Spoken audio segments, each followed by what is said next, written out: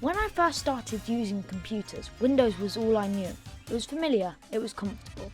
But as I delved deeper into the world of technology, I began to feel restricted by its closed source nature. That's when I decided to make the switch to Linux, and let me tell you, it was a game changer.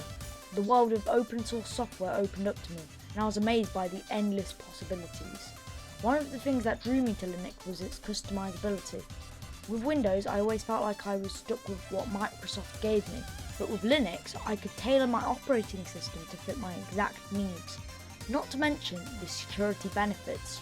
Linux is known for being more secure than Windows, with regular updates and a passionate community of developers constantly working to improve it. Sure, there was a learning curve, but the freedom and control I gained made it all worth it. I could finally take full ownership of my computer and make it truly mine. So if you're on the fence about making the switch from Windows to Linux, I say go for it.